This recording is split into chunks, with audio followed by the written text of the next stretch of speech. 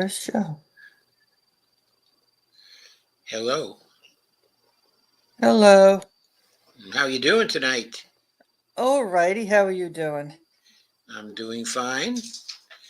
So, everybody, this is Empowering Democracy, and our Kay's topic here. tonight is Neoliberalism Strikes Again. And we have a number of subtopics to hit, like plastics, cry for Argentina, inflation, the absolutely terrible Larry Summers, and crypto. And I'm being joined by my friend Dee Pierce of Around the World with Dee and Friends. Yes, I'm happy to be here. Thank you. I'm happy to see Kay's here. Oh, I haven't seen anybody here yet, but we do have a few comments. Two by you, and then we have Kay. Hey, Kay, how are Yes. you?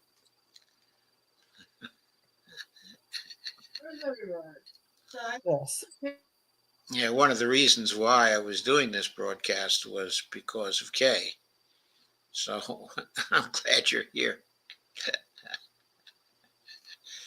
So here we are. Uh, I guess I'm going to start. We have some articles today. I'm going to try to skip through them with light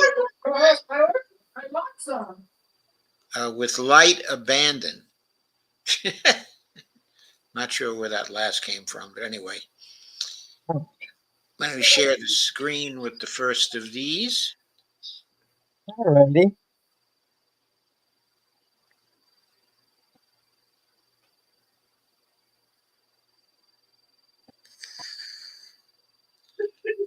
There we go. So this piece is about plastics. So you remember the scene Yes. in The Graduate Yes. where Dustin Hoffman, uh, I forget if he was home from school or about to go to school or whatever, or maybe he graduated from undergraduate school and he was going to graduate school in California. I forget exactly the exact setting, but there's a party thrown for him, and he goes to that party, and somebody approaches him and tells him about, hey, Benjamin, it's plastics. Hmm. Plastics. So here we are. We're in plastics. Industry meddling sabotages plastics treaty talks. This one's by Jake Johnson. Quote, plastic directly harms each of the 8.1 billion people on this fragile planet, but our leaders have effectively chosen to treat petrochemical companies as the only stakeholders worth listening to, unquote. This piece was done on November 20th, 2023. It's by Jake Sullivan. I'm sorry, Jake Johnson, not Jake Sullivan. Jake Sullivan, of course, is the White House Chief of Staff.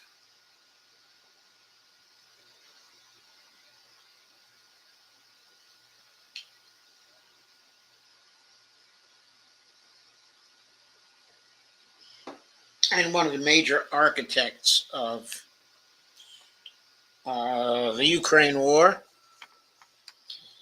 And he's got his finger in the Gaza war also that's going on right now.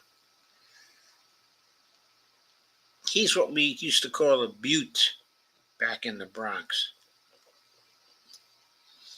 United Nations talks over a proposed global plastics treaty ended Sunday with little concrete progress toward an agreement to curb the production, use, and waste of the polluting material.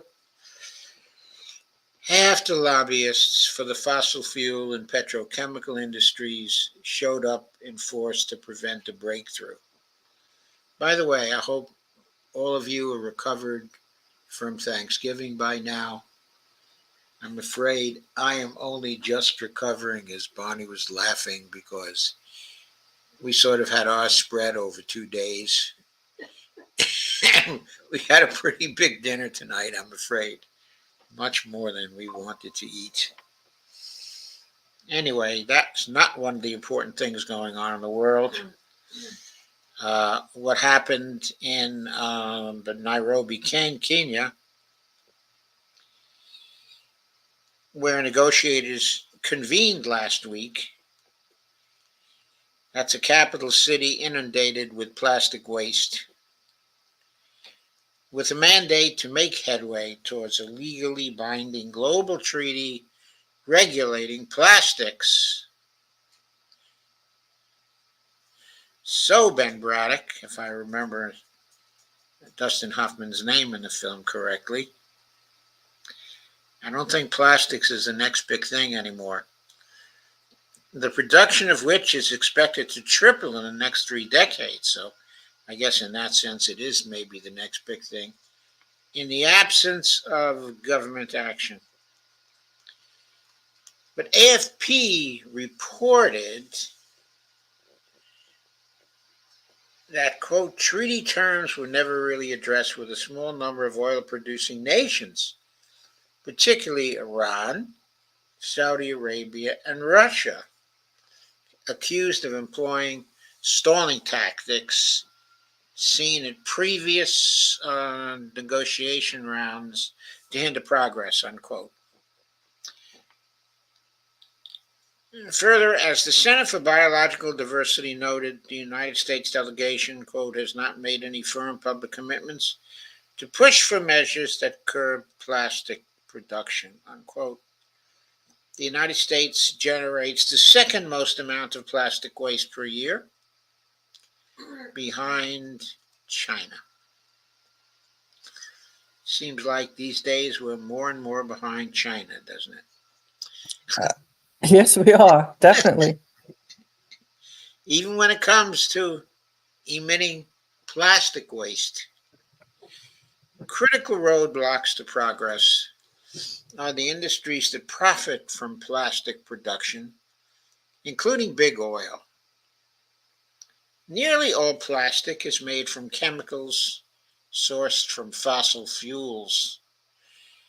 The Center for International Environmental Law, CIEL, has estimated lobbyists for the fossil fuel and petrochemical sectors, which have been pressuring negotiators to oppose a deal that limits plastics production, made their presence felt during the third round of plastics treaty talks since last year, where nations agreed to develop a binding plastics treaty by 2024.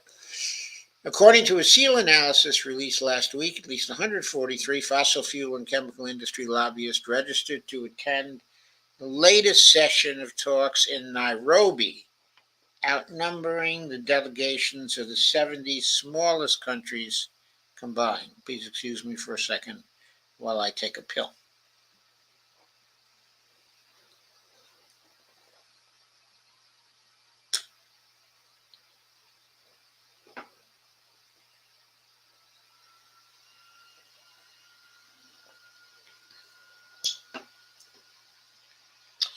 Quote, the results this week are no accident.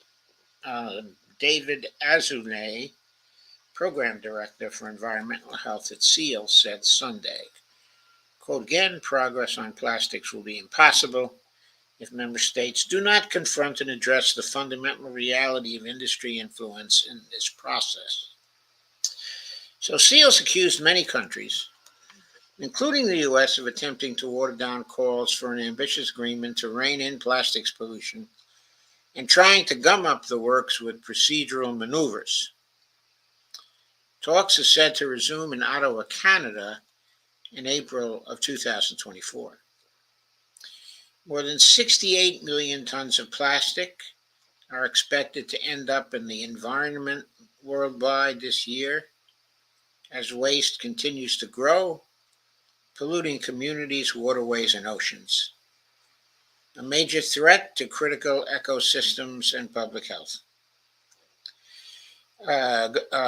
Graham Forbes, Greenpeace's head of delegation to the plastics treaty talks, said Sunday that any viable global agreement, quote, must reduce plastic production by at least 75% by 2040. Quote, plastic directly harms each of the 8.1 billion people on this fragile planet, but our leaders have effectively chosen to treat petrochemical companies as the only stakeholders worth listening to. As Mr. Biden said, nothing will fundamentally change. Quote, governments are allowing fossil fuel interests to drive in negotiations towards a treaty that is absolutely, without question, make the plastic problem worse and accelerate runaway climate change. Quote again, we need to find a way forward without oil and gas producers dictating the terms of our survival. We have 1 year to turn this around and to ensure that we are celebrating our collective success instead of dooming ourselves to a dark and dangerous future, unquote. Seems like that was a Thanksgiving message that we all ought to attend to. Yes. Here's something else we ought to attend to. We had a big event in Argentina. Oh, yeah. I just want to say something. Andy Candy's here. Yeah, I noticed. I was going to notice the comments. I know, of course, Kay is here, but Andy Candy is here too. And tonight she is here. She is here as Andy Candy instead of her usual YouTube identity. Kay Ryan says, hi, Andy. Andy says, aren't the polyester clothes called fast fashion just a form of plastic? Yes, I think they are a form of plastic. Polyester clothes. Kay says, I hate taking pills. Me too. But where would we be without our pills? I mean, a lot of the pills we take aren't even pharmaceuticals. They are supplements. Yeah, for the factory processed foods, right? Factory processed foods, yes. Some of And them. it took people away from, it took people away from having natural farm food and going the other way, you know? Yes, but I have to say that with respect to the vitamin D3 capsules, Right. they seem to be very helpful for all sorts of things. Oh, yes. That takes a D3. Yeah, we're taking something like, depending on our diligence during the day, we're taking between 8 and 12,000 Okay. international units of vitamin D3. We're real serious about the vitamin D3. Well, it's so important in the world we live in today. Yeah. Yeah, we think it helps prevent the COVID, of course. That is just our personal opinion. And I feel the same. That's my personal opinion as well. We From what I've certainly, seen and researched. we certainly aren't giving any medical advice. No, I'm not giving medical advice either. It's just what, Yeah, we people aren't. come to their own conclusions. Kate takes vitamins too. Yeah, it's only sensible to take vitamins. Mhm. Let's get to Argentina. Okay. Okay. We would cry for Argentina, but we're taking the song seriously. It says, don't cry for me, Argentina. And really, why should we cry for Argentina when they just elected one of the biggest bozos in the whole world? I mean, they elected him. Argentina election, quote, oh, this is actually before the election. This was an article written by an economist by the name of Weisbrot. His first name is Mark Weisbrot, and he's a principal, one of the founders of the Center for Economic and Policy Research in Washington, D.C., and among his distinguished accomplishments, and he is a very good economist, is that he is what we often call a Latin American expert, even though he's not from Latin America. He's probably from New York. Anyway, I don't know really where he's from, but um, Argentina election quote: "No one so extremist on economic issues has been elected president of a South American country." Unquote. Says CEPR co-director Mark Weisbrot.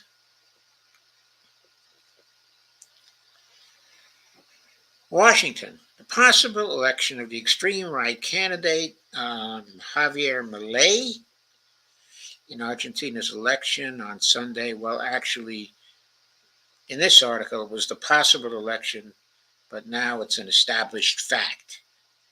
He was elected rather handily last Sunday.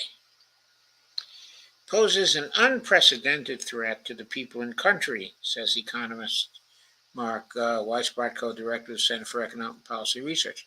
Quote, "No one so extremist on economic issues has been elected president of a South American country," unquote, he said. Milei is on the record saying he would abolish the central bank, a move that would radically go against the consensus of PhD economists worldwide. And that alone would cause economic havoc. Yes, most of us think that there should be a central bank in nations. We don't necessarily agree that the central bank should be independent, quote unquote, because independence of central banks almost always turns out to be domination of the central banks by Wall Street. But that's another argument.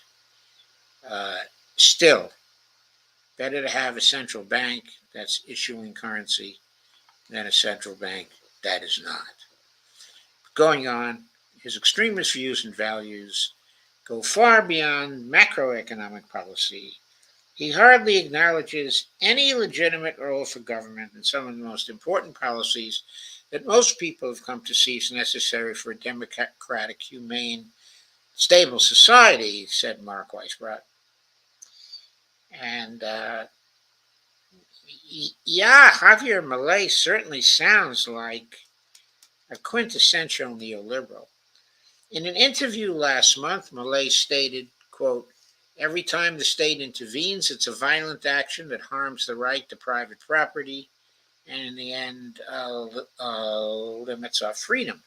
According to Milei, this applies to trying to, quote, "fix the problem of hunger," unquote, or fix the problem of poverty, unquote, or employment. So Milei defines socialism to include almost any government action other than military or police functions. I've never understood that, D. In other words, I've never understood why it's not socialism for the government to form the military or police functions. I mean, really, why? I don't know. You know, if you believe the government shouldn't do anything else, why the hell should they do military or police functions? Why shouldn't that be privatized too? Quote, "Argentina is a country that has embraced socialist ideas for the last 100 years," unquote. We should interrogate this and find what he thinks are socialist ideas. Quote, "Social justice," unquote, not just socialism, quote unquote, is, quote, "abhorrent," unquote, to Milei. What is social justice, unquote, Milei asks. It's stealing the fruits of one person's labor and giving it to someone else. You know, that's funny. Isn't that capitalism? Yeah, it seems to me that the capitalists in various Right, countries are stealing the fruits of one person's labor and giving it to someone else, specifically themselves. right. And that's here too.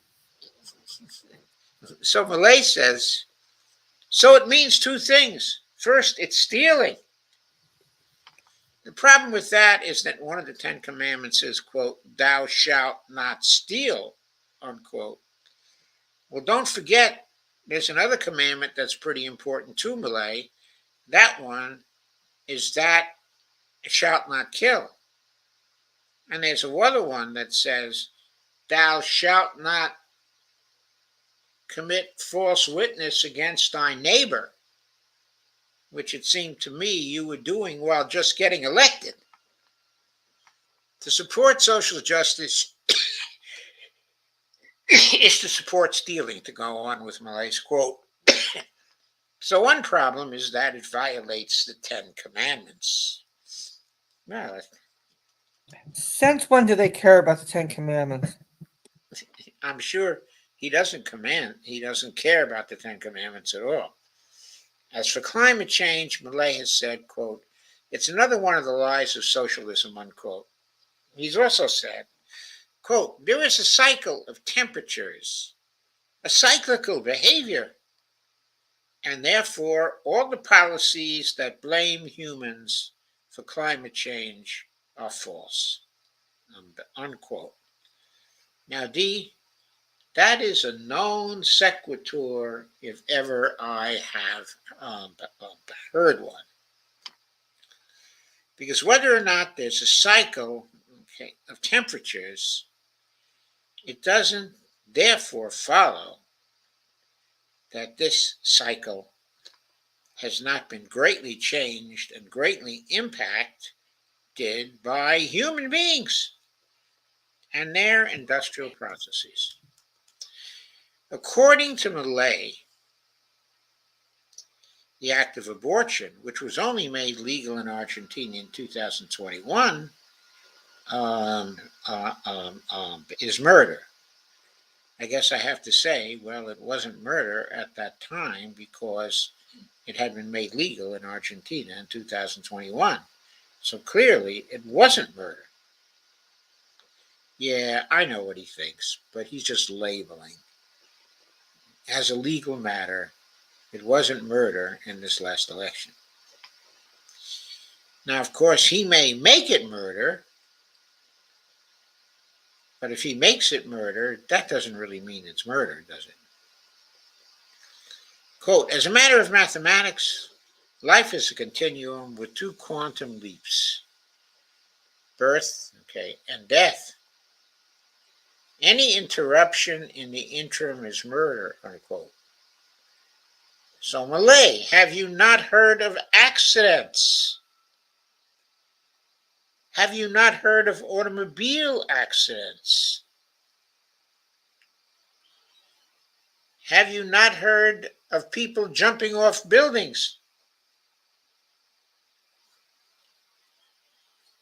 Those things are not murder. By the way, if you continue with your economic plans, you might have a lot of people jumping off buildings in Argentina. So, according to polling data, many Argentines support Javier Milei in the hope that he will fix the economy and bring down high inflation. So I guess I have to ask, why didn't they just hire me to be the president of Argentina in the hope that I would fix the economy and bring down high inflation? I mean, what is that? Who is he that people should hope that he will fix the economy and bring down high inflation? But historically, going back to the article, it has been his opponents, okay, Malay's opponents, who have followed a progressive agenda that has boosted the economy after right-wing governments have gotten macroeconomic policies seriously wrong. This has been true of the past 20 years, as can be seen in multiple data series. For example, Argentines suffered through a depression from 1998 to 2002, comparable to the U.S. Great Depression under a neoliberal program. More than 65% of the population fell below the poverty line in a country that previously had one of the highest incomes in the region.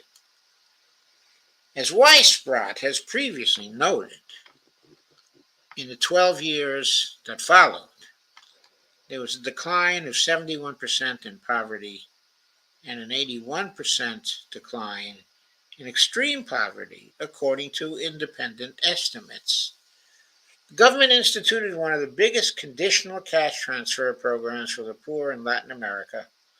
According to the IMF, GDP per capita grew by 42%, almost 3 times the rate of Mexico.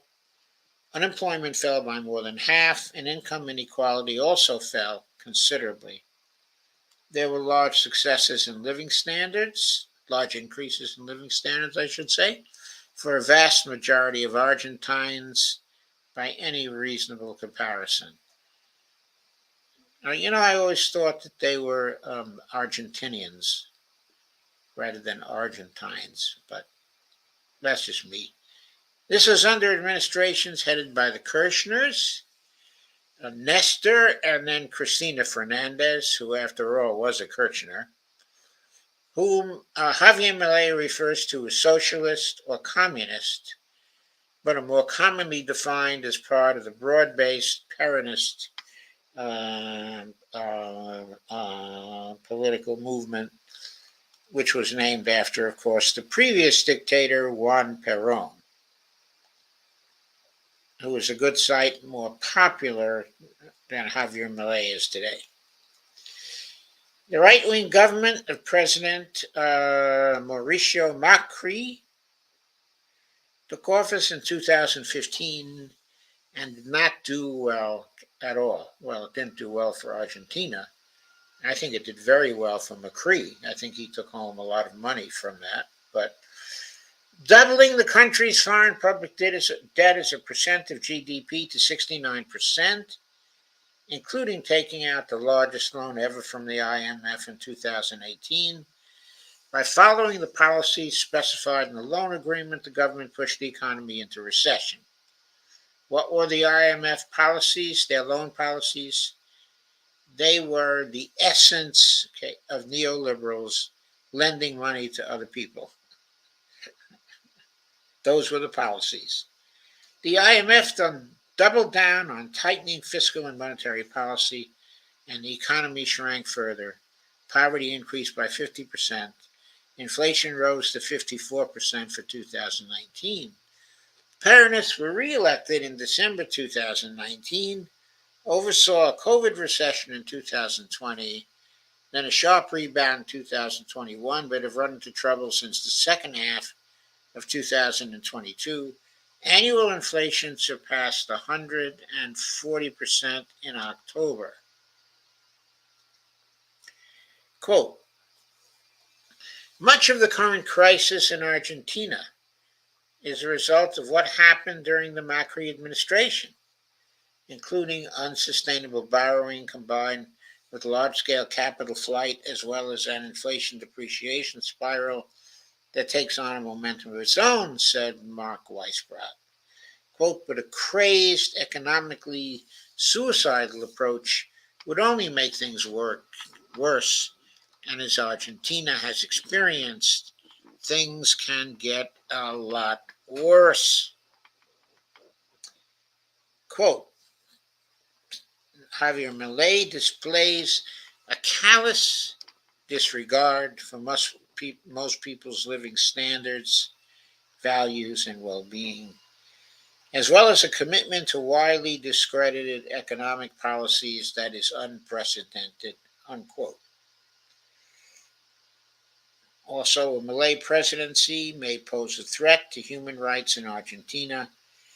He and more strongly his vice presidential candidate, Victoria Villarreal, have made statements about indicating sympathy with the violent military dictatorship that ruled the country from 1976 to 1983. That's the end of this piece.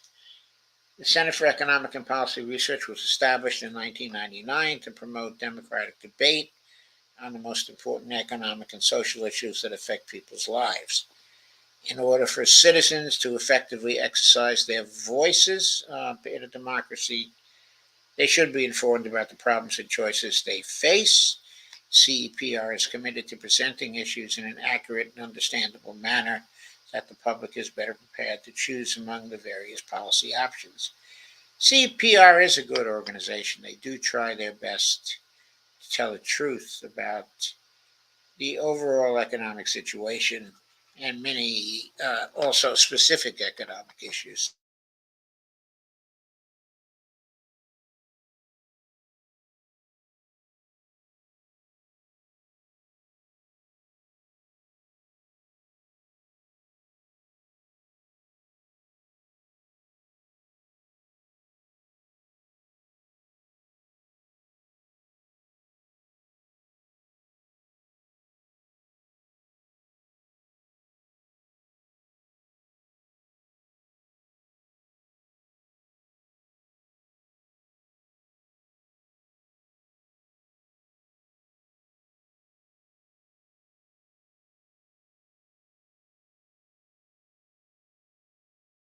I dropped off for just a minute.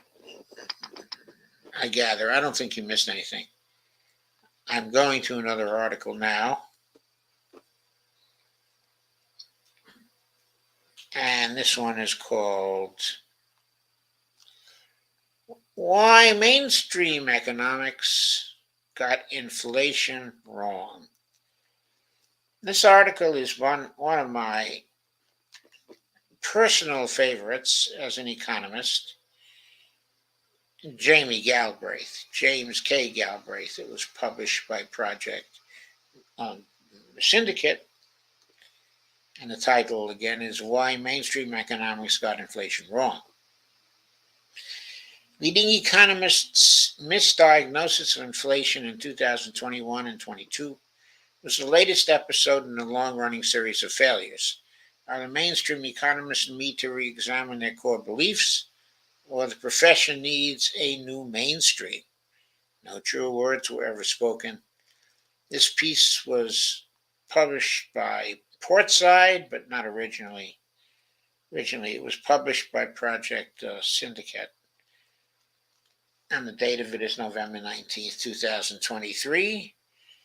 And there's a picture of money in the form of coinage and a graphic that shows the value of the money climbing higher and higher. This was dated in Austin because Jamie Galbraith is a professor and director of a center at the University of Texas, at Austin.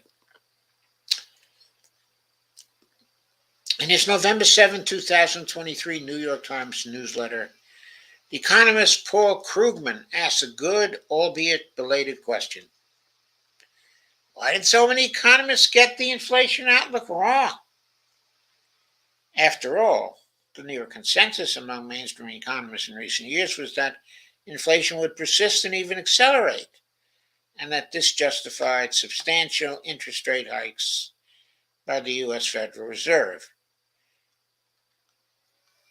Yet the quasi-inflation of 2021 to 22 proved to be transitory. As, by the way, the MNT economist said it would be.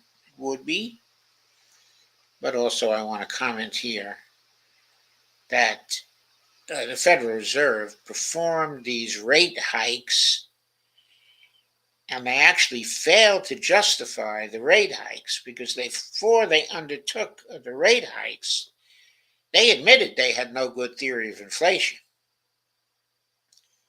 But they did the rate hikes anyway, even though their theory of inflation did not say that rate hikes would be needed to get rid of inflation.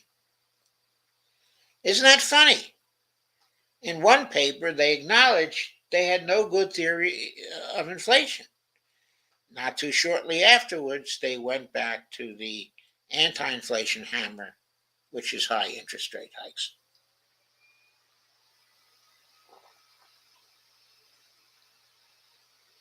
Paul Krugman poses his question with impeccable diplomacy,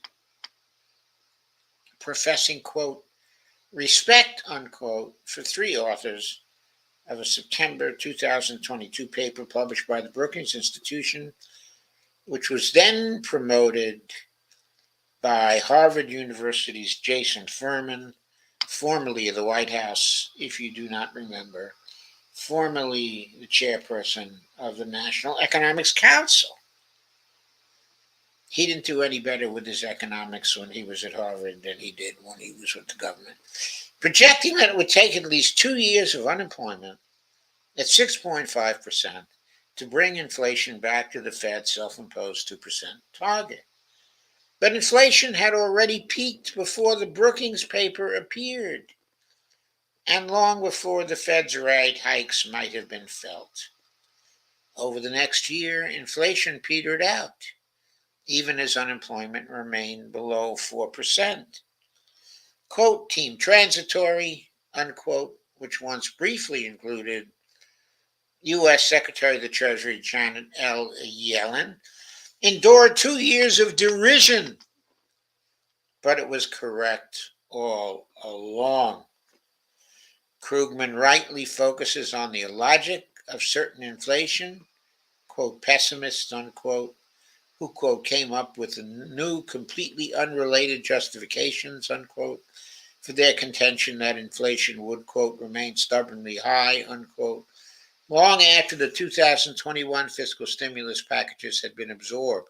Since these pessimists encountered very little mainstream dissent, then doomsaying continued to dominate the discourse well into 2023. Krugman tactfully avoids naming Lawrence H. Summers, the aforementioned Larry Summers, whose, quote, justifications, unquote, for inflation pessimism included supposedly excessive savings, quote unquote, the Fed's, quote, debt purchases, unquote, and forecasts of essentially zero interest rates, unquote, and soaring stock and real estate prices, unquote. Yet aside from his worries about fiscal stimulus, this was all nonsense.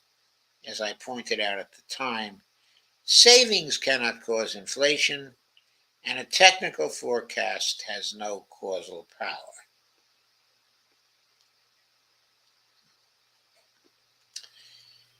And so, while adopting the persona of a naif, that's someone who's very naive, Krugman then suggests that it was, quote, almost as if economists were looking for reasons to be pessimistic, unquote. He, a paragon of politesse, declines to tell us what those reasons might have been. But two always stood out. The first was fear. If American workers retained the financial cushion from the COVID-19 aid packages, they might be, quote, harder to boss around, unquote. The second reason concerned power. High interest rates tend to support the dollar internationally.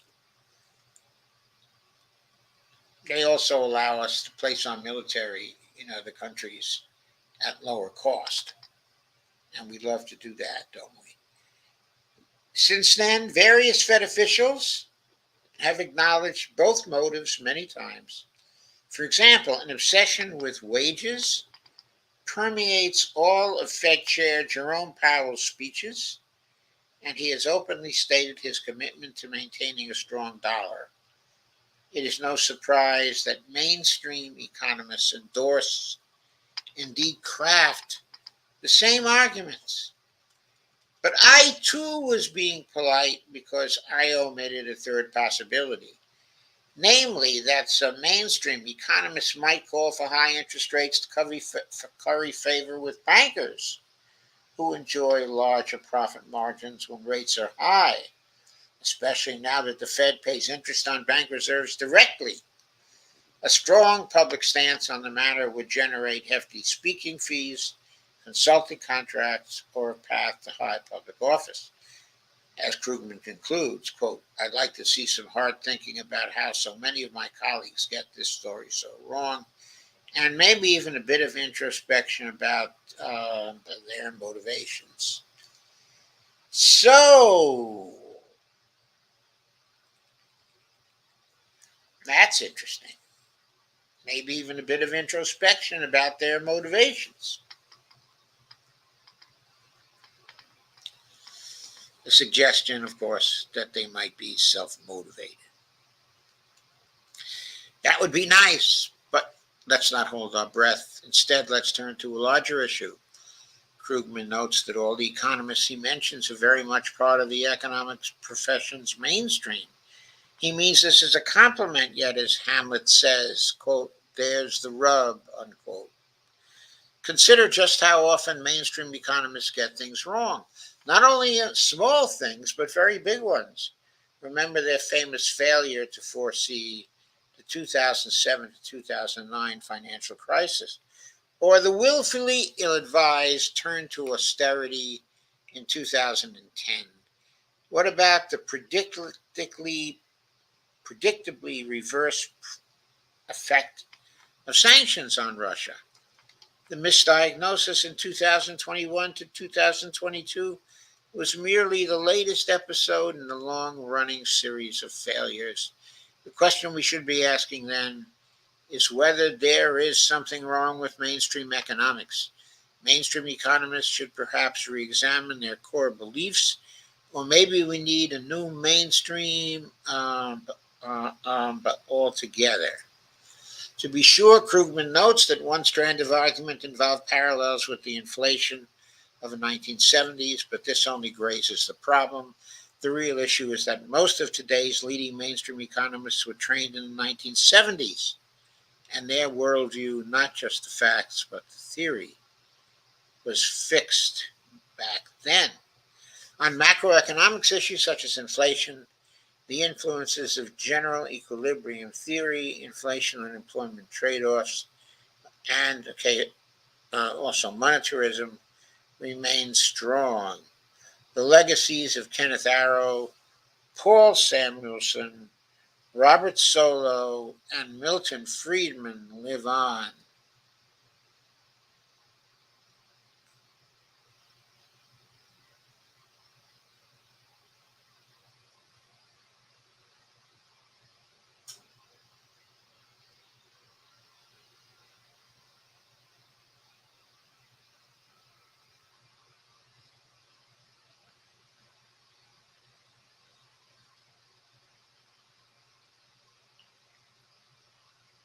Yeah, Andy Candy says, I like this article. This Jamie guy is a good writer. Jamie is an excellent writer. He's really an excellent writer.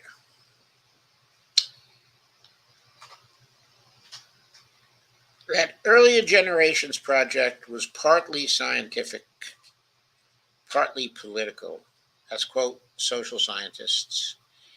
They believed in the power of mathematics, which they borrowed from the celestial mechanics of previous centuries. Politically, they sought to defend capitalism against the Soviet challenge during the Cold War. By uniting these objectives, they fashioned the market-oriented mathematical straitjacket in which today's mainstream economists were raised and from which they cannot escape. Yesterday's Wunderkinder, including Summers and Krugman, are today's tired old men. Notably, Krugman's reflection on disinflation makes no mention of the economists who did not misdiagnose things, including Isabella M. Weber of the University of Massachusetts at Amherst, and L. Randall Ray and Yevhen Nersessian of the Levy Institute.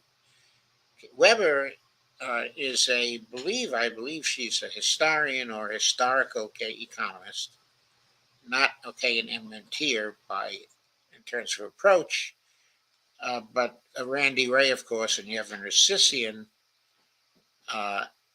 were the co-authors of MNT papers at the Levy Institute that gave pretty good reflections on the causes of inflation, and they correctly predicted disinflation, as the article says, back in March of 2022. Stephanie Kelton was also talking about the coming disinflation back then as well. In fact, uh,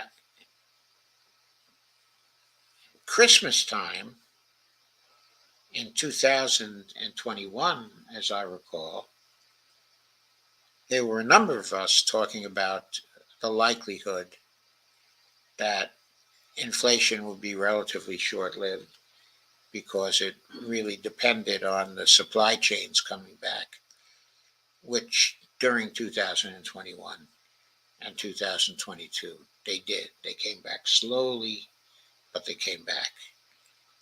And then, of course, we were met with further inflation because the private sector people started getting greedy and they did price hikes where there was no reason for price hikes. And some econometric studies of that time showed that those price hikes were a very big factor, okay, in stimulating further inflation.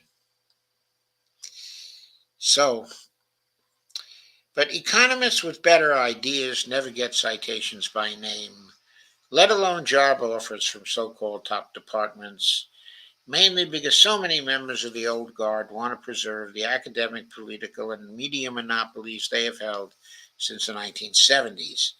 That means perching new ideas and belittling the people who advance them. By offering such a polite, gentle critique of his, quote, colleagues, unquote, after their latest failure, Krugman is being diplomatic to a fault. In my old blogging days, when I was doing a lot of MMT, hundreds of articles per year, I would find myself quite frequently taking Paul Krugman on. I have to admit it was fun.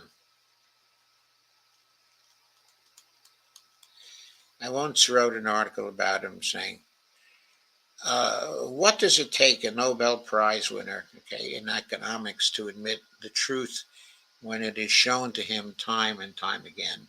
Words to that effect. That wasn't the exact title of the blog, but it's still up at daily cost if anybody's interested. It's one of the Krugman blogs I had at that time. I had a lot of fun going after Paul. Jamie makes it a practice to always go after Paul. Always.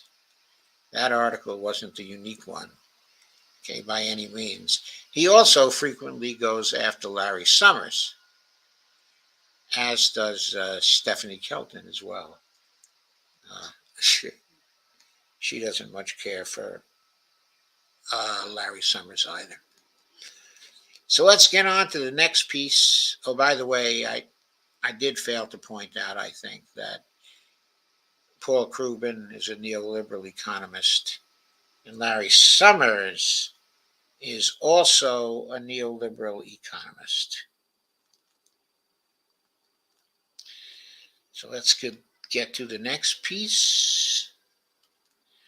I think the last piece is going to be the longest one, as I recall, and maybe the most important one. I think I shared the wrong thing, so let me take that back and stop that screen and try once more.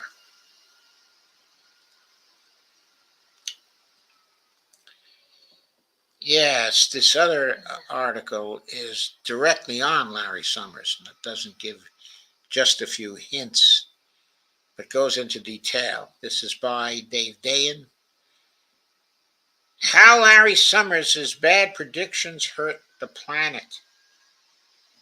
The clean energy transition is faltering because of unexpectedly high interest rates, which Summers' demands to slow down the economy helped usher in. And this is by Dave Dayan, the editor and frequent writer in the American Prospect, and it's dated November 20th, 2023. And there is Larry wagging his finger at somebody, probably wagging his finger at Stephanie. I think he likes to do that. U.S. economist Larry Summers speaks during a panel at the World Economic Forum in Davos, Switzerland on January 18, 2017. And Dave Dahan says, it is definitely amusing to see Larry Summers flail away at recalibrating his opinions in real time. For years, in full public view, he insisted that high public spending was, quote, the least responsible economic policy in 40 years, unquote. 1 second.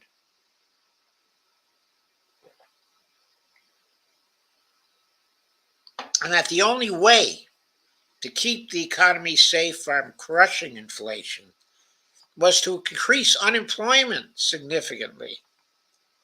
He always likes to whip on the poor. With last week's report on the Consumer Price Index, we have essentially returned to Federal Reserve benchmarks on inflation on a trend basis. This was done without a meaningful rise in unemployment, while the headline rate of unemployment has skipped up half a percentage points from 3.4 to 3.9%. Most of that is due to higher labor force participation, and it's certainly nowhere near what Summers claimed was vital. As a result, Summers has attempted to erase history. He now says that, quote, transitory factors, unquote, like supply bottlenecks, were pushing up inflation. And now that they have eased, inflation is coming down. I appreciate Summers' obviously study of the prospects, that's this journal that we're talking about here, special issue on supply chains. Yeah, the one edited by Dave Dahan. But this is manifestly not what he is saying as recently as a few months ago. His entire public commentary was set up in opposition to anyone who would raise the possibility of transitory factors and supply chain crunches as the source of inflation. And of course, he really hated it when people mentioned the possibility of price gouging as one of the sources of inflation. I add that to the article. That's not what Dave said. If we could merely focus on Summers' desperate gaslighting attempt to get on the right side of the data, we could have a good laugh and move on. But unfortunately, we can't. The incorrect movement he led pushed the Fed to raise interest rates and tighten the economy. Well,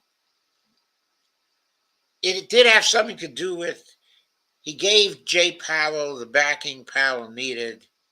Okay, but I got to say that it was Jay Powell who admitted the Fed had no good theory of inflation.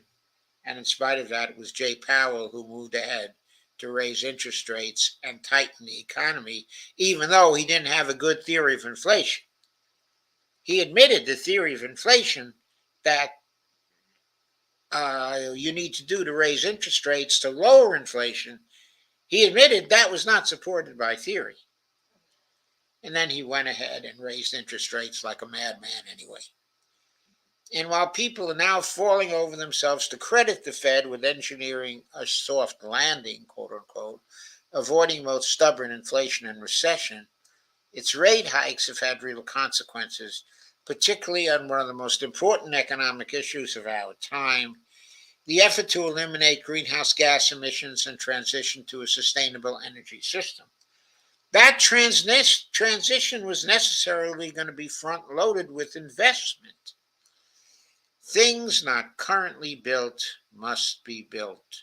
Solar arrays, geothermal sites, onshore and offshore wind platforms, transmission grids to send that renewable energy along, manufacturing plants to produce the components for all of this, further electrified vehicles at every level of transportation, building retrofits, and more.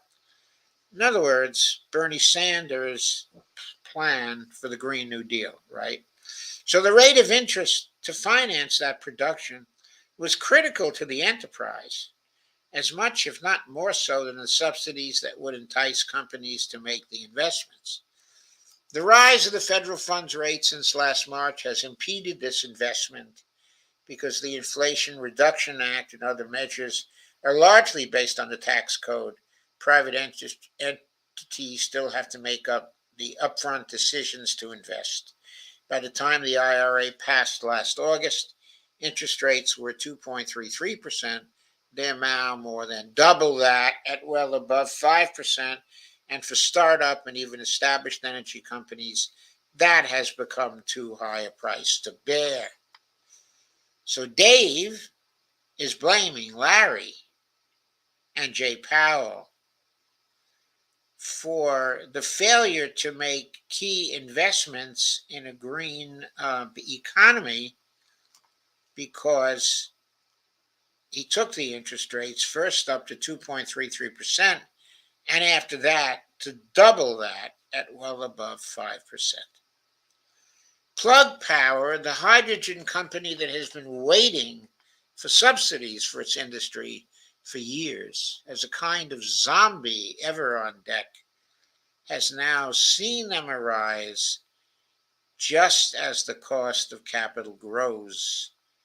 Last week, the company said in an earnings statement that it missed revenue and profit expectations significantly, citing ramp up of costs on new product offerings for high power stationary units and electrolyzers.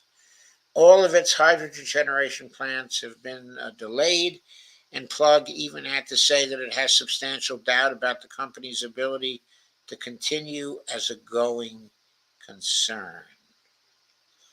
NuScale, a small modular nuclear reactor company, SMR, just abandoned a project backed by Department of Energy subsidies in Utah, due mostly to higher construction costs and costs of materials like concrete and carbon steel piping. Excuse me. This increased the price estimate for NuScale's power generation, and the company simply could not sell its electricity at those rates to local municipalities. Ørsted, the Danish offshore wind provider, has canceled 2 projects off the New Jersey coast and taken up to $5.6 billion in tax write-downs, and the chief culprit was that higher interest rates and financing costs have made offshore wind simply unprofitable. The world has, quote, the world has in many ways from a macroeconomic and industry point of view turned upside down now, unquote. Mads Nipper, Ørsted's chief executive, told reporters when he announced the cancellation. Folks, that's just a name of someone from Denmark, Mads Nipper, Ørsted's chief executive. That's what he told executives when he announced the cancellation. This is just one of a series of problems with offshore wind, one of the more capital-intensive clean energy initiatives. Siemens, which makes a lot of wind generation components, is also seeking financial guarantee due to massive losses in the turbine unit, which, by the way, they also had to be due to the destruction of the Nord Stream pipeline by Joe Biden. We have to give a little credit where credit is due. Many offshore wind deals were agreed to when, quote, I ought to call him by his new name, which, as you all know, is Genocide Joe. Many offshore wind deals were agreed to when, quote, the world was just awash in cheap capital, unquote. One analyst told the Wall Street Journal. We're seeing this retrenchment of investment and weakening corporate stock prices throughout the energy space. Electric vehicle manufacturers, while not canceling investments, have rolled them back into future years, hoping for an interest rate turnaround. The demand for electric vehicles, along with demand for heat pumps, has been hindered by higher financing costs for consumers, which are weakening and in some cases canceling out federal incentives. Heat pump rebates are often not large enough to justify the expense anyway. The common thread here is interest rates. Yes, spiking demand for new materials to service the energy transition has led to higher costs because production didn't rise as much as it needed to. For example, there's a shortage of undersea cables for offshore wind, which are critical for transmitting wind power back onshore to distribute to homes and businesses. At the same time, we're seeing a slump in copper prices, a key material for electrification, despite a good demand forecast. Just as ramping up cable manufacturing to take advantage of high prices would require new production facilities, offsetting future copper demand would mean increasing investment when prices are low, and both would be incredibly expensive due to interest rates. So that's what Larry Summers' running of the mouth has yielded. The clean energy transmission has been stunted to varying degrees because the much needed subsidies for green development came at the same time that financing costs soared. The Inflation Reduction Act is effectively being offset by interest costs. The man who said these higher rates were necessary has changed his tune about the reasons why, now saying that bottlenecks reverting to the mean was sufficient for inflation subsiding. That means that a main impact of the Fed's inflation fighting has been to ruin the economics of clean energy. Is there a way out of this? I think it's a great article, by the way. This analysis here in this article is terrific. Well, Fed watchers are now expecting large rate reductions in 2024, which certainly won't hurt. With even Summers calling off the dogs, it might even happen. But every time analysts have predicted rates cuts in this cycle, they have not been correct, economic damage notwithstanding. The other form of assistance with the transition could come from more government support. Michigan's recent passage of a 100% clean energy standard makes investment not optional and effectively builds costs into the status quo. New Jersey is continuing to bid out offshore wind transmission. Virginia's offshore wind farm is moving forward, hooray, where mandates for clean energy can pair with subsidy support and labor standards to create good jobs. The coalition for the transition can overcome the short-term financing crunch. But it would be a hell of a lot better if, in a fit of pique over not getting a high-level job in the Biden administration, Larry Summers then set the Fed down the path of constricting the clean energy transition just as it gets going. Pretty good article, that one, hey. I thought that one was really important. There's one more really important article, but it's 10:04 already, so I'm just going to do this one very briefly. This came from TruthDig.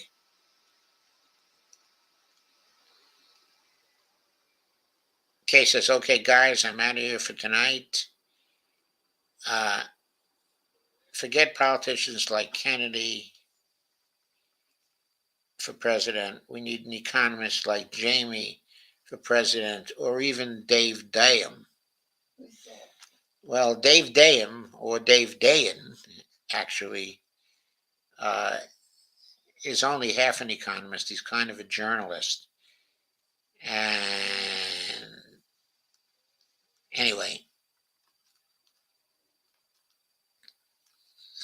I'm going to go to my final article here, which is crypto the greatest scam in history?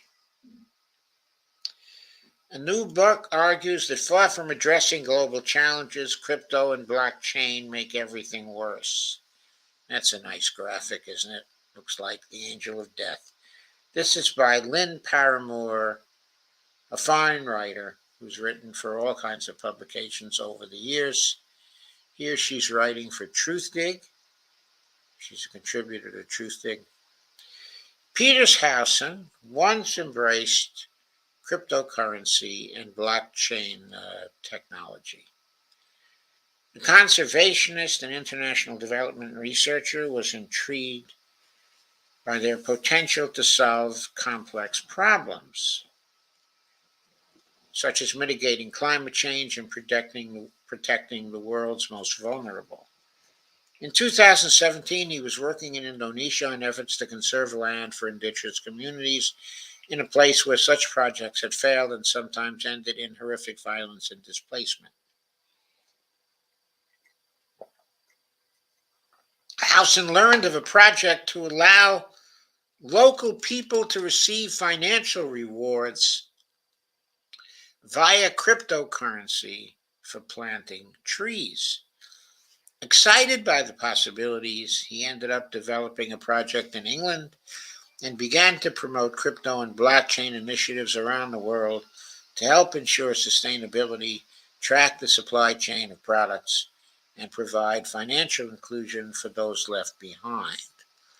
Like many devoted to positive change, he hoped the technologies could lead to a new era of openness, transparency, and equity. But there was a problem. After years of tracking these projects and poring over every aspect of their social, economic, environmental, and political impact, he found that rather than helping, they made everything worse. Far from promoting sustainability and democratic ideals, crypto was the greatest scam in history, unquote. Today, Howson sees blockchain technology as utterly lacking in any social benefit. It's a technology, he says, that hinders progress on climate change and economic and social inequality, exacerbating our most urgent problems while beguiling us with idealistic illusions. And here I have to make two quick remarks. Crypto dealt a blow to democratic ideals in the person of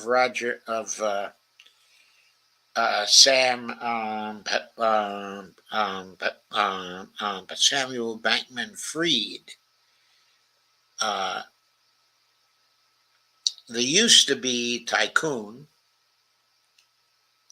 who at one point had a company that was worth several $billions, and SBF took those several $billions and he threw them around to politicians and became a leading funder of the Democratic Party. And not to be denied, his partner gave quite a lot of money to the Republican Party. So all the parties could share in the crypto party. Sam Bankman-Fried, though, decided to oppose progressives and to try to tank them. And he had some success. Thereby, he undermined the processes of democracy, in our elections, because he bought candidates and he defeated other candidates. So I thought, I had to bring that in.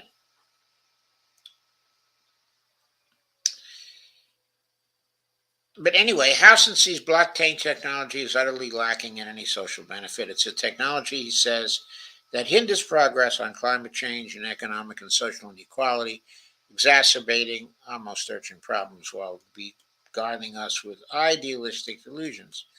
By the time the pandemic struck, Howson regretted ever advocating what amounts to high-tech snake oil, and now makes amends with his book, Let Them Eat Crypto, the blockchain scam that's ruining the world, published this October by Pluto Press.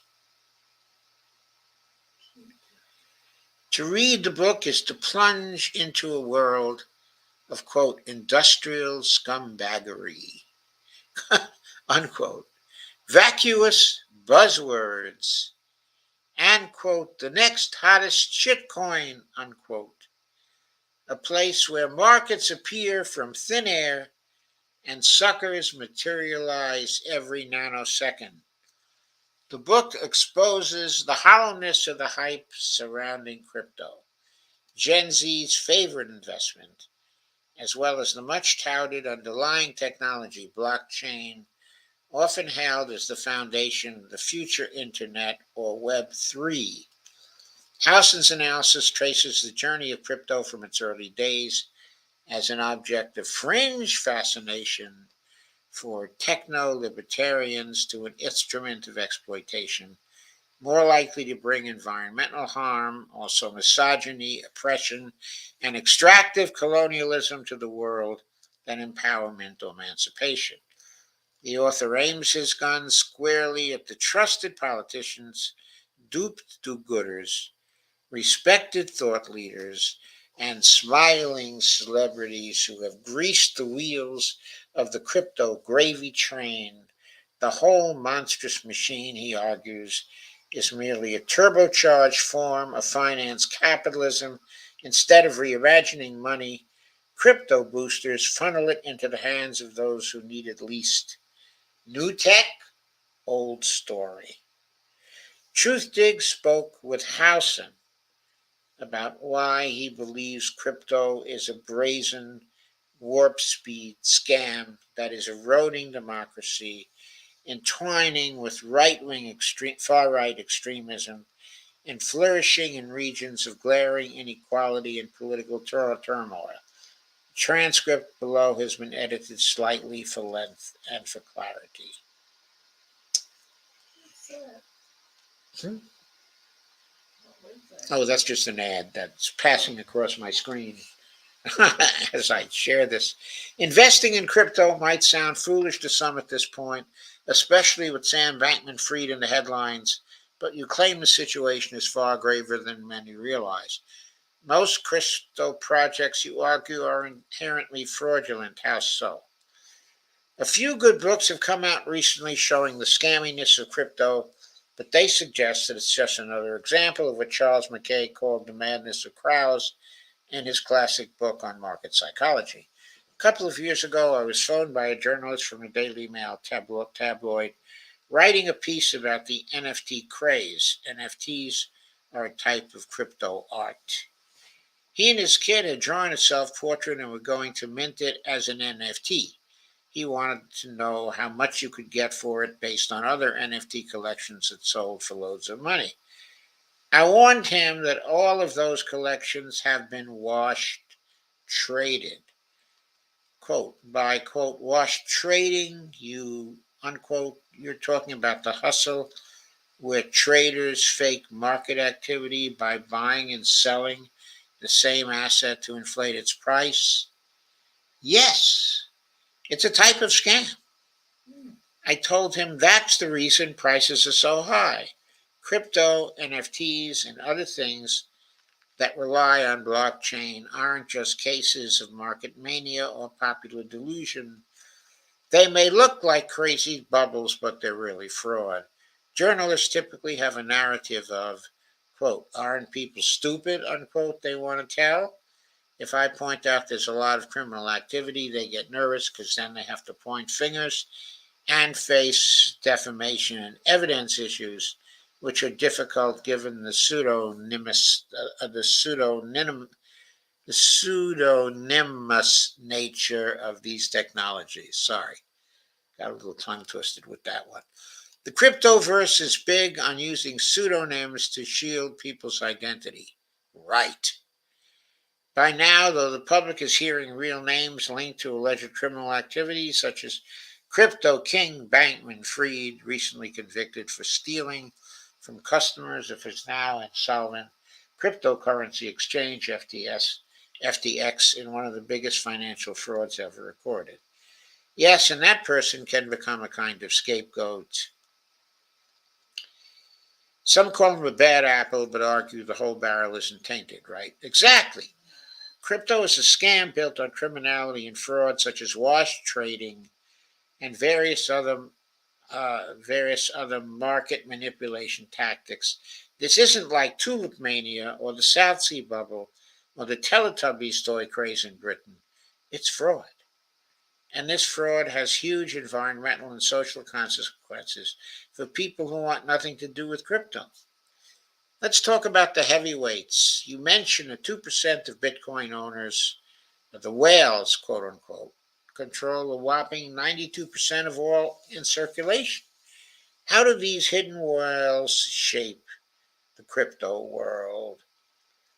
We know who some of them are because they're very vocal about it, like Cameron and Tyler Winklevoss, who often claim they were the first members of the Vladimir Club, an exclusive club for anyone who owns at least 1% of the circulating supply of Bitcoin. Whales can move their stash between exchanges and between various crypto tokens. They can create hype and pump up whatever tokens they choose. FOMO investors, those are the little guys, see this upward price trajectory, want a piece of the action. And the whale can simply pull the rug out from under the retail investors who don't have access to high frequency trading platforms. What happens to regular folks who thought they were onto something big? They lose all their student loan allowance for the semester or their pension. The whales, the large majority holders, walk away with even more money. This stuff preys on the little guy who doesn't have access to the resources the whale investors have. You can't beat the whales. The system is completely unregulated and it's rigged in their favor. Just like the political party system, right? One of the biggest institutional investors of Bitcoin is billionaire Michael Saylor, co-founder of a company called MicroStrategy. The other co-founder, by the way, was Sanju Bansal.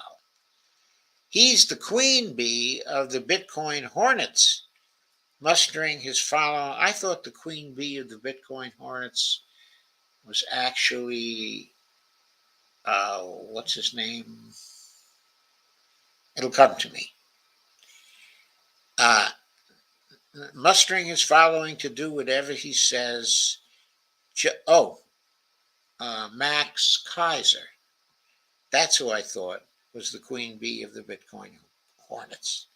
But having remembered that, mustering his following to do whatever he says just on the weight of his token holdings, he's done this openly.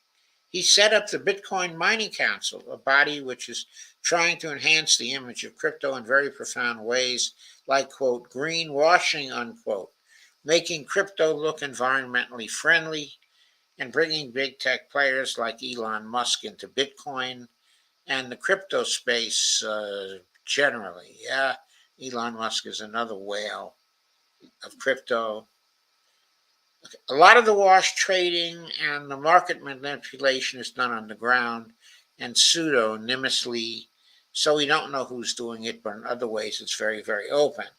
That's deliberate to try to get people to jump on the gravy train. Blockchain technology underlying crypto and Web3 is often hailed as groundbreaking, but it seems complicated to explain, unlike other tech innovations like ATMs or GPS. It leaves people puzzled. What gives? There was a massive cryptocurrency nosedive in 2017 when the whole space could have just collapsed and vanished, but it didn't because some influential people got involved. Ethereum, the second biggest cryptocurrency after Bitcoin, had launched 2015 as a general purpose blockchain that was going to offer all these wonderful services that Bitcoin had failed to do, like smart contracts, quote unquote, which are agreements in the form of computer code that execute automatically without third parties. There was a network of very leading tech people around Ethereum, like Mark Andreessen, who developed the first uh, uh, uh, uh, uh, web browser, which if I'm not mistaken, was Netscape, and MIT people influential in the policy arena around the web space. They came together to formulate this Web3 ideology, you could call it. It got the ear of people like the head of the UN and Barack Obama. If they could get these prominent figures to help tout the wonders of Web 3, they could create smoke to hide behind. Excuse me. I caught that just in time.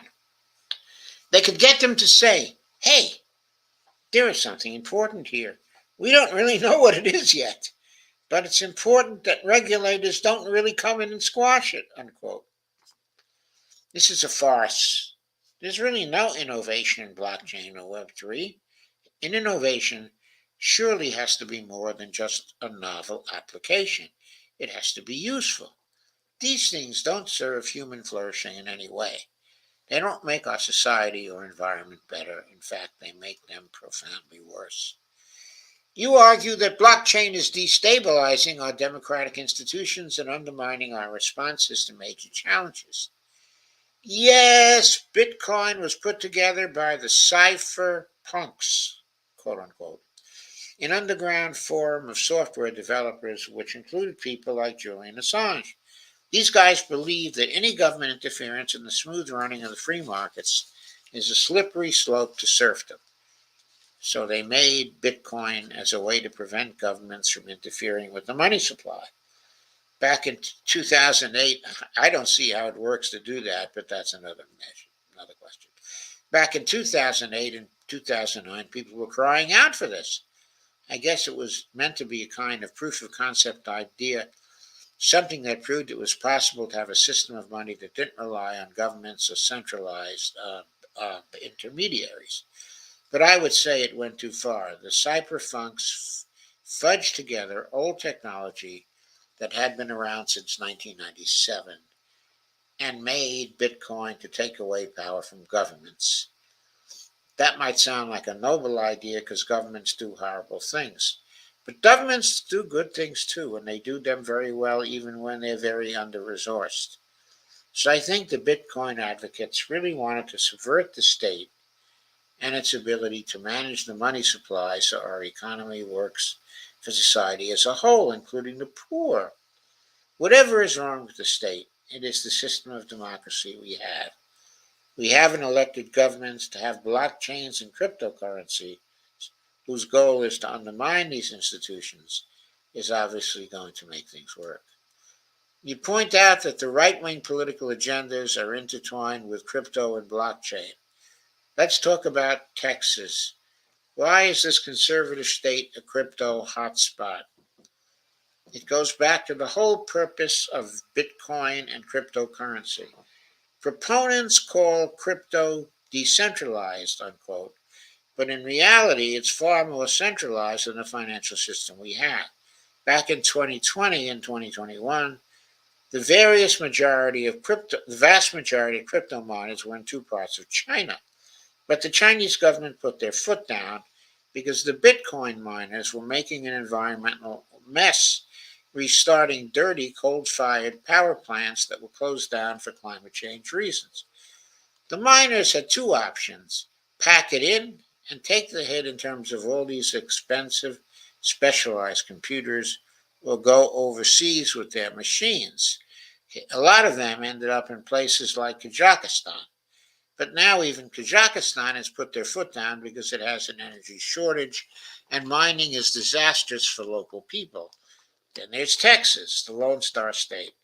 Texas struggles to balance its power grid during periods of peak and low demand. They had the bright idea to throw open the doors to Bitcoin miners and outfits that can come in and pay very little for energy. Now they're all there. But the U.S. has taken over China as the global crypto superpower, one area in which we're beating China. And Texas is the state where most of the Bitcoin is mined today. Recently, there was a week of action in Texas led by Jackie Sawicki, founder of the Texas Coalition Against Crypto Mining. They're trying to show regulators the profound impacts on local communities, not just in terms of energy bills, but water use in a state that can't plant fields because there isn't enough water. In Texas, there's an ideological commitment to free market neoliberalism. They don't want to upgrade the grid that's years past its use by date and admit that maybe free markets and the use of a natural monopoly has reached its limits. Texas is a welcoming place for Bitcoin miners. There's a lot of talk now about sustainable crypto. Some platforms claim to be environmentally responsible, getting rid of mining and using carbon offsets. Bitcoin and other cryptocurrencies use the energy sucking proof of work mechanism, where people who validate transactions use a lot of computer power. But the newer proof of stake alternative is supposed to be more energy efficient. What's your take? Here's the answer. The playing field is shifting constantly. In 2022, Ethereum completed what's known as, quote, the merge, when the platform changed from proof of work to proof of stake. That addressed some of the negative environmental impacts of crypto and NFTs. The Ethereum token Polygon was originally marketed as this environmentally friendly NFT platform because it didn't completely rely on the dirty Ethereum POW mining. A lot of platforms have sprung up trying to market themselves in a similar way. Still, NFTs are just dumb for lots of reasons. Some of the NFTs are worse than nothing solutions to environmental challenges. NFTs are being used as a way of trading carbon credits, for example. But as soon as you put the carbon credits on a blockchain, they become divorced from a reality, from the forest you're trying to save. People trade in them thinking they're doing something positive for the environment, when at best they're doing nothing, and at worst, these credits are being sold as pollutant permits. They're chugging pollution into the environment, thinking it's all carbon neutral.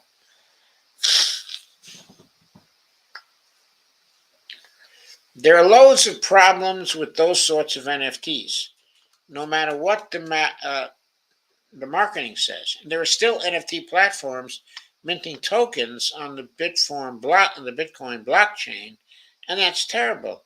A Bitcoin NFT might have the same embodied carbon emissions as the average household uses in 3 months. You argue that we need a coordinated global ban on crypto. Why go that far?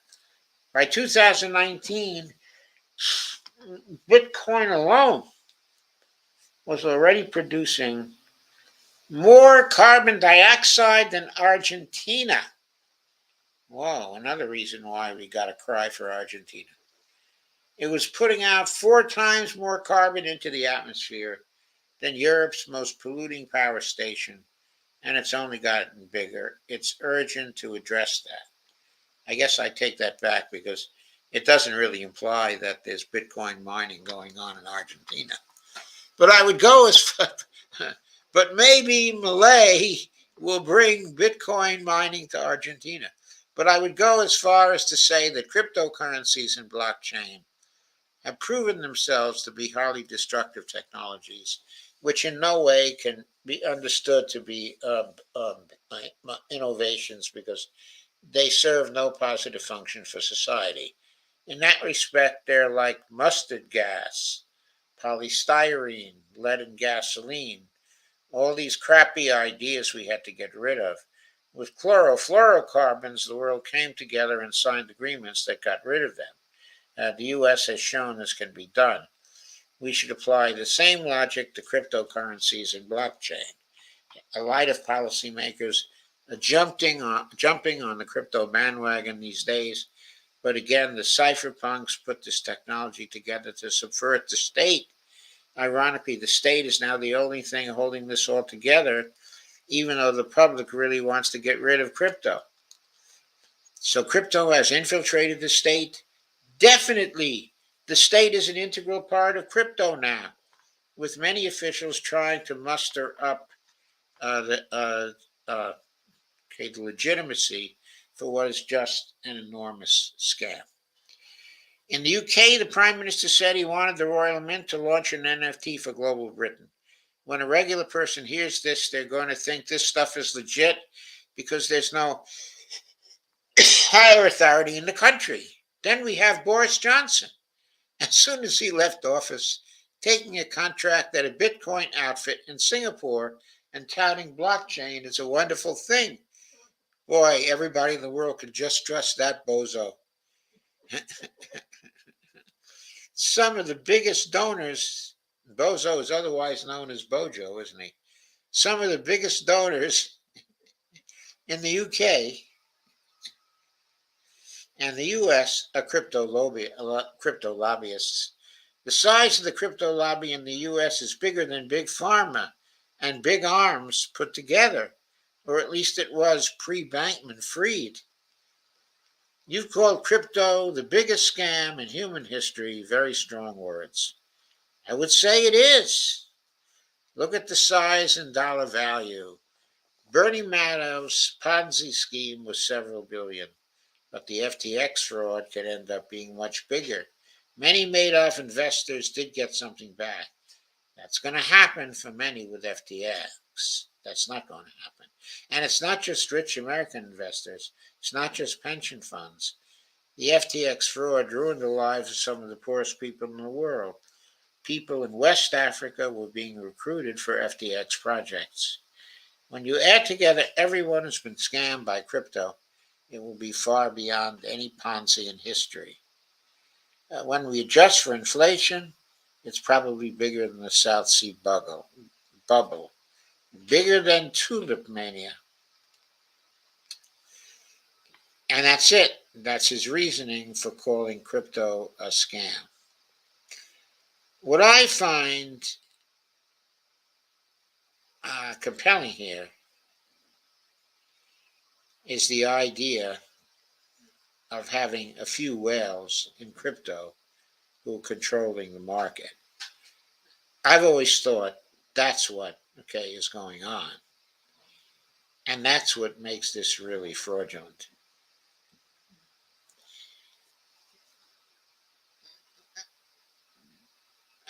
These cryptocurrencies were set up on a free market model. The people who set them up failed to recognize that free markets, even when they start out as free markets, always end up as oligarchies. And what are these whales in Bitcoin? What are they really? They're the oligarchs of Bitcoin trading. Bitcoin trading is an oligarchical system. And if you're not one of the oligarchs, you're just as likely to be taken as you are to make a profit. I've always avoided this.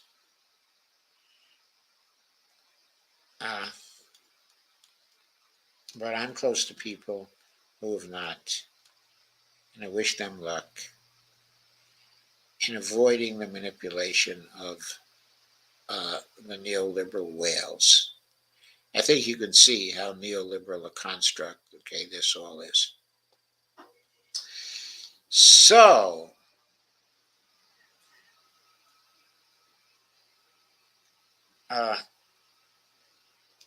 Robert Copeland says, I was just listening to the last 55 minutes. Jeffrey Denton says, Night K. I didn't even know Jeffrey Denton had arrived. But here we are, Jeff. I'm glad to see you here. I think we've just about done it for the night because let me see if I missed some important comments. So D says, Evelina watches my show from Facebook. Yeah. And he says, was taking D3 and K2 during the height of the pandemic and developed suspicious blood clot looking like a lesion in my hand and stopped.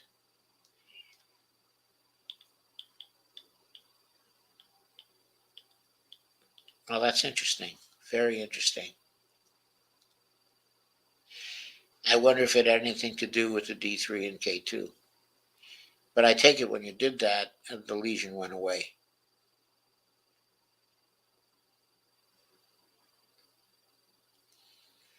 Andy Candy said, so we should be in a recession by now. Yeah, according to the Federal Reserve. Andy Candy says, I like this article. This Jamie guy is a good writer. It's inherited. And she says, he's an excellent writer. Yes, it's inherited. Because Jamie Kenneth Galbraith is the son of John Kenneth Galbraith, who was the president of the American Economic Association, a leading economist in the administration of Franklin Delano Roosevelt during the war. Jamie's father was in charge of wage and price controls, and he was a leading writer, in economics, writing popular books, in economics for some time during the post-war period. So Jamie gets his very good writing qualities by osmosis from his father. He is a very clever writer, and he's a very good speaker. And he is also a very honorable person and a very, very polite person, first-class person, Jamie Galbraith. And always true to the values of the Roosevelt administration. Following along in his father's orientation, and beliefs. Jamie's also been a major supporter of the MMT movement. Really supporting people, with recommending them for jobs, testifying with them before the Congress, writing a variety of articles in support, talking to MMT conferences, and grooming Stephanie Kelton for stardom, in economics. Jamie used to be the president of Economics for Peace and on Security, and he worked with Stephanie during those years. So she became his successor as the president of that particular institution, association, when he retired, from the presidency. And of course, he gave a big boost to Stephanie Kelton's book, The Deficit Myth, which is so important now. He's always been very friendly to Warren Mosler, as well, and to Randy Ray. And he did me a good turn once or twice as well in helping to popularize the platinum coin.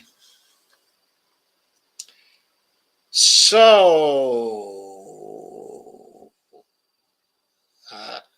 Andy says, yes, I stopped taking said supplements and blood clot resolved in 3-4 days. Fantastic articles tonight, Joe. One better than the next. Great picks. Thank you, Andy.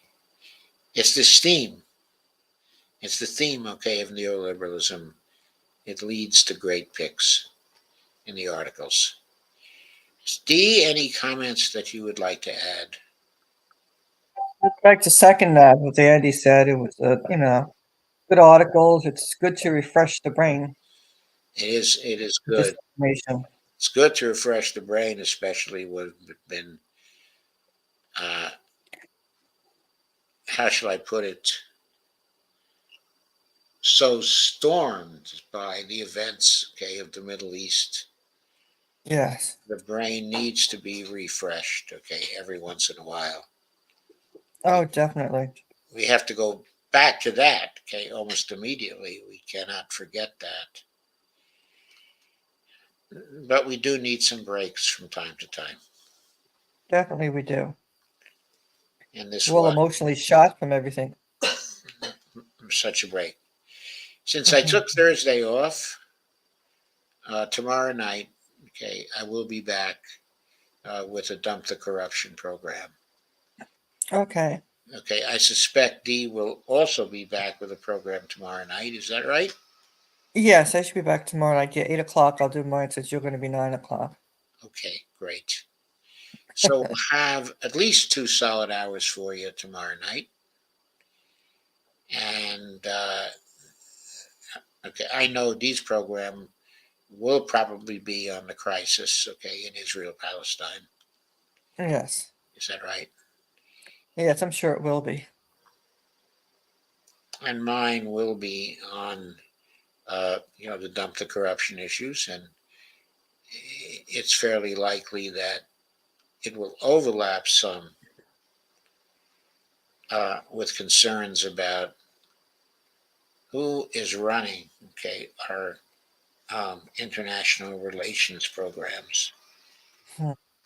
Uh, because we'll be talking about things like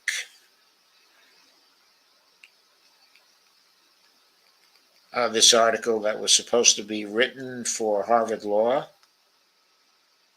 It was actually commissioned by Harvard Law, and it was about the Gaza genocide. And when Harvard Law got the article from the author they commissioned to write it, in other words, they paid her to write this article, they decided they weren't going to run it after all. And it finally got published by The Nation. But it was because of what she had to say about what was going on, okay, in Gaza. So there was that particular censorship. And we'll be talking about also the activities, okay, of AIPAC in the attempt to unseat the squad, and in particular Rashida Tlaib. And we'll also be talking about the corruption in Jersey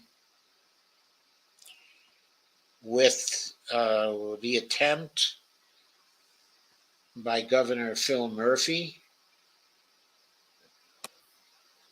to run his wife for the Senate seat, which will almost certainly be vacated or he'll be beaten in the primary,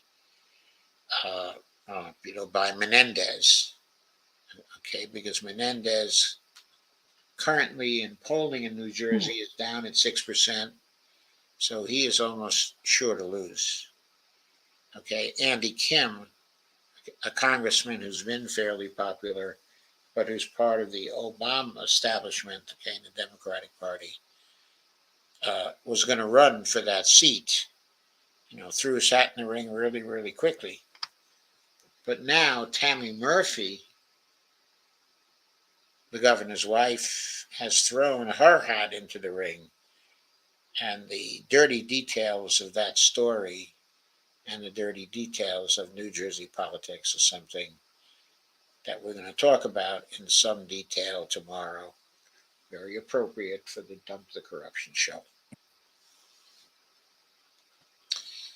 So that's sort of coming attractions for tomorrow. I hope you'll be here. Yes, and I was going to say to please hit the like button, subscribe, and share if people watch the show later. Oh, thank you, Dee.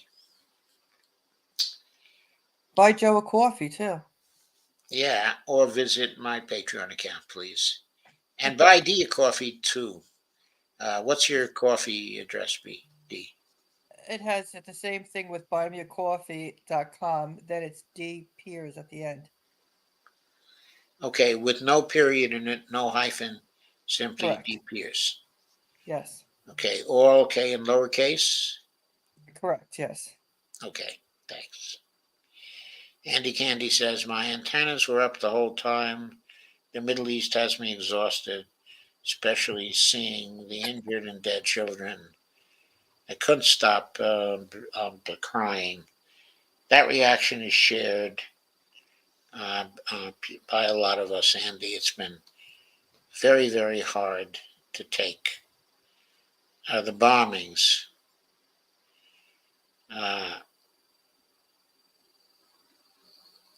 the excuse that the whole population of Gaza, okay, is made up of Hamas people The whole is thing. absolutely absurd and mind-boggling and vicious and ridiculous. It is not even a fig leaf for those bombings. And the attacks on the hospital and the claims that the hospitals were command centers, for Hamas, the showing of the trumped up evidence, it's all been a total insult to the intelligence of people watching it. The Israeli propaganda efforts have been totally amateurish and unconvincing.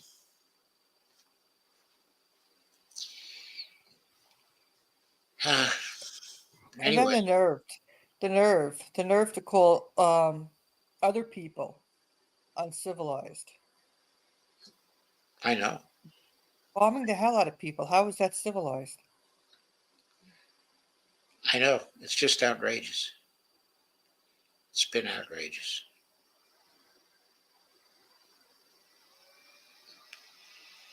No, it's just what the Zionists have been wanting to do.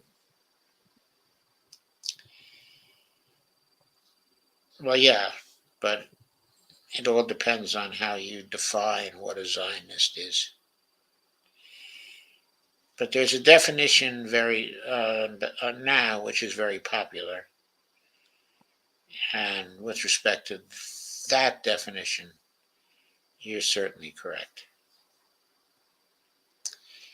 And I think that people use that word Zionist too to separate, Israelis that are not part of, I guess maybe the Zionists that are really the right wing and trying to separate Jewish people. You're trying to separate people, saying that they all don't fit into that narrative. The big thing there is, okay, I think the big dividing layer is those who have supported the settler movement. Okay, if you want to know who the Zionists are, they're the ones who have supported the settler movement since 1967. And they're not all Israelis. No, we've talked about the Christian Zionists and all the money that gets in, 10 million Christian Zionists around the world funding the settlements. Yes. Okay, but even inside of Israel itself, Mhm. there was always close to half the population that were opposed to the settlements Exactly. because they knew the settlements were on land that had been reserved for the Palestinians by the United Nations. But, well, I don't want to rehash all that again tonight. I know, because we end up talking and talking and talking. We'll end up talking and talking and talking for hours. Exactly. And this is, after all, Thanksgiving weekend. Yes. So, thanks Okay. for coming, Andy. And thanks for coming, everybody. Thank you for coming, Dee. Oh, Helen Thomas was right. That's what Andy Candy says. Oh, she said, who was right? Helen. Helen Thomas. Yeah, she was Lebanese, What? Helen Thomas. Okay, I remember Helen Thomas, but what specifically did she say that you're referring to, Andy? I remember Helen Thomas. She was a Heller. Mhm. Okay, I think she must be dead by now. Yeah, she had. I believe she is. Yeah, she had a problem with the Zionist an extreme Zionist, I guess. She's was Lebanese, I guess, a Lebanese American. Oh, gee, I didn't even know that. I just thought that she had a problem with them for the same reason I had a problem with them. Yeah,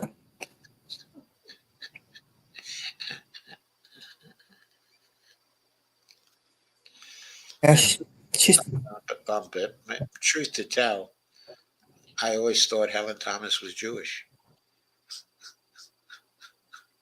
she she could be, but I know she was Lebanese. But anyway, that settlers should move back to where they originated. Yeah, I think so too. Okay, I think a lot of them originated from New York, didn't they? And like I said, you can always tell the ones from New York. It just there's that New York thing in them, thinking who the hell they are. I'm a New Was Ben Yorker. Gavir? No, Is Ben Gavir from New York? no, he's not. He does have an attitude. I think Ben Gavir is threatening that if the war doesn't resume after the 4 day cease, that he's going to step down. I'm Oh, a good step really? down. Yeah, step Oh, down. really? Oh, please, please, Yeah, let the door please. hit you on the. Yeah, don't let the door hit you on the way out, right? Uh, yeah, and take Smutrich with you. Exactly, right. Well, the poll numbers is they're not doing good in the polls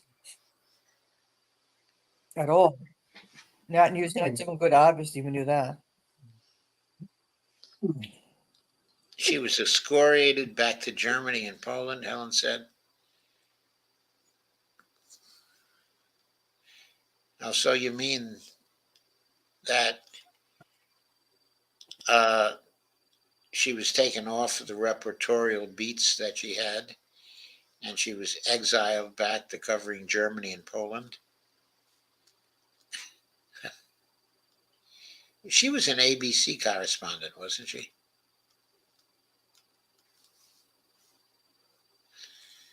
Anyway, it's time to say goodnight.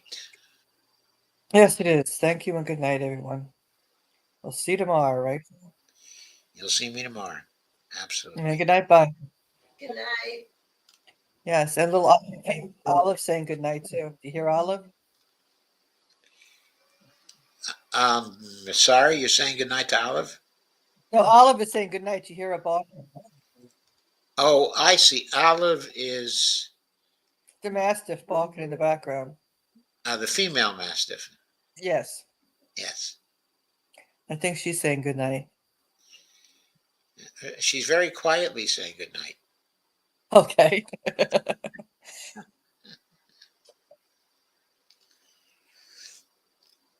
And Annie says, so sorry. Trying to type, holding a baby. Yes, Andy usually is, right? Yeah, you're a really hard worker, Andy. They made Helen bow down for saying it. Now, gee, I didn't think anything could make Helen bow down.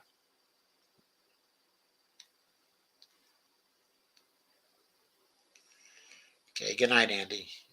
And Good good night, night, everyone.